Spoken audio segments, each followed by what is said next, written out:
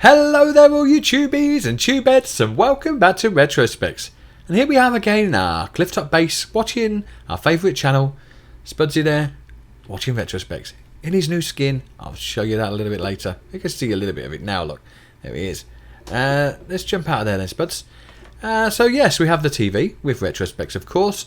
We have this new sofa in the channel colours and a rug to match. Again in the channel colours, and looking lovely, looking spiffing there. With a lovely roaring fireplace, which isn't exactly roaring, but it is beautiful nonetheless. And around the corner then we have a war room, and if you watched Otto's video you will have seen this room already. However, it has changed a little bit since what he's shown. So here we have the duckies on the table here representing the farmbots and the farmers. We have a farmbot warning there, and we have a button there. And on the wall here, if I shut this, we have the slogan: War. What is it good for? Absolutely nothing. Like this button, it does absolutely nothing. Yep, there you go. So, this is a war room, and when Otto was in here, he saw that there was a lot of controllers out here that were controlling the things in my world, but he couldn't quite figure out how you got to them. Now, the irony of it, it's actually to do with this, and it was Otto himself in a previous video that actually taught me how to do this, so there is some irony there. If we whack the wall just there, it opens up this little hatch, a little crawl through, which we can go into this crawl space. We'll find all these controllers here which control all different things around the world. Some of them are not being used yet.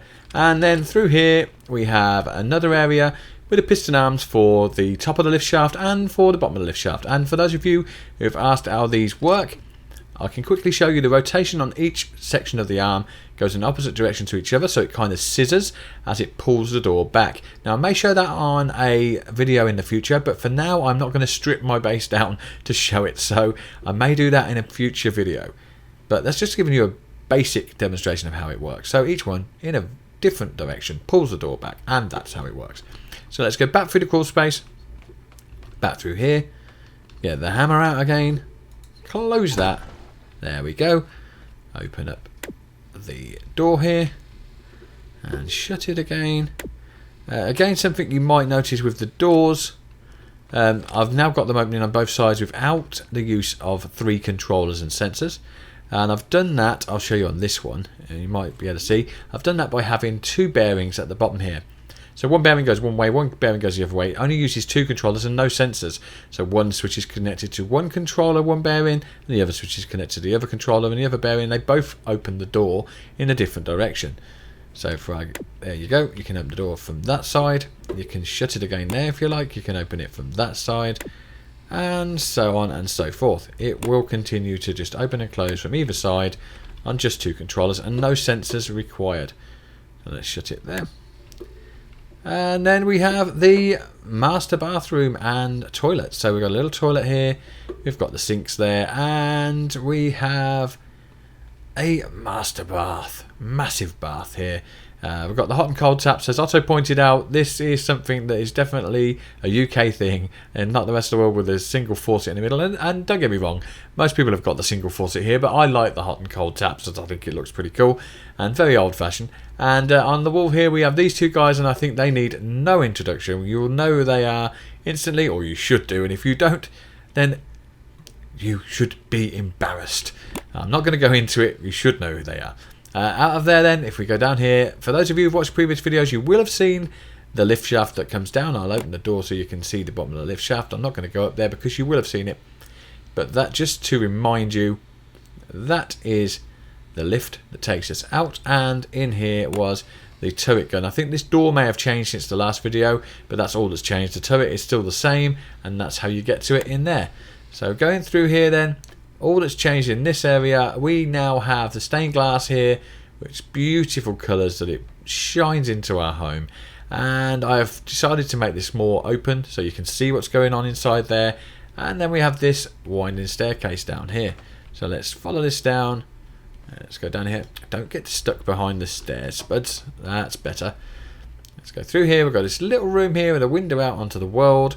And then just through here we have the master bedroom. And with the master bedroom we have twin wardrobes. We have the overbed compartment for your sheets and towels. We have the bedside cabinets with a bedside lamp, and we have a little table here, dressing table with some cactuses, why not? And through here then, we've got the ensuite bathroom, or shower room, little toilet, blue and white, lovely, simple, clean colours. And in here, we have, again, the hot and cold taps, and it's the shower room. And I know what you're probably thinking, electric switches in a shower room, not the safest thing. I actually stuck myself in there now by doing that. It looks like I have actually wedged myself in here. Oh, that's unreal, isn't it? Oh, no. Now I'm going to have to break it. I didn't foresee that, did I?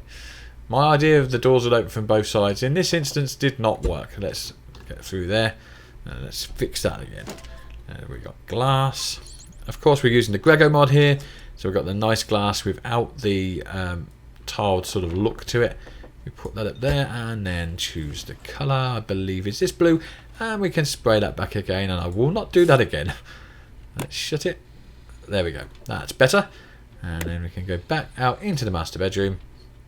And the only thing that remains for me to show you is upstairs. Because these areas here, as I discussed in previous videos, if it's got the yellow and the black on it, it means it's under construction. And behind this and this is areas that I am yet to work on. Now, I am looking at working on a laboratory, which was requested.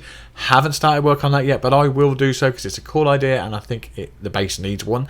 The base also needs a kitchen, so I don't know how we're going to eat without one of those, and I haven't built that yet either. So down here I'm going to build a staircase, and out there I'm going to build some more rooms, and we will see what is to come in the coming videos. Let's go back up the staircase here then, and let me show you the last part of this video. So if I press this button, this orange window on the end opens up. We have a balcony going out here with a lovely little barrier around there to prevent us falling off and hurting ourselves. Safety first. And if we go around here, lovely little bit of foliage around here, a little outside garden and a swimming pool area. So on a hot day in Scrap World, you want to sit, you want to chill, you want to relax. You come out here and this is where you do your chilling and relaxing. And on a little lounger here, we've got the swimming pool, a ball, a rubber ring, a little table there and chairs. And you may notice this is inspired by something I saw on Diesel Design's house. It got a little bar area and it got these bottles, and I thought that was pretty cool. I'm going to have it. So to say thanks for that kind of, I've done it in his colour, the luminous sort of green, fluorescent green and black. So yeah, cheers Diesel, that's a classic design. Very simple, but I like it. And then we have our diving board. And so let's take Spexxy up here. Pity we haven't got a working diving board. Pity we haven't got working water, but we can pretend. So in 1, in 2, in 3, and we're in the water. Let's pretend we're swimming around. Of course we're not. It's just glass, and we're walking on top of it. I don't know who he thinks he is, some sort of messiah or something. Spexxy, you are not the messiah.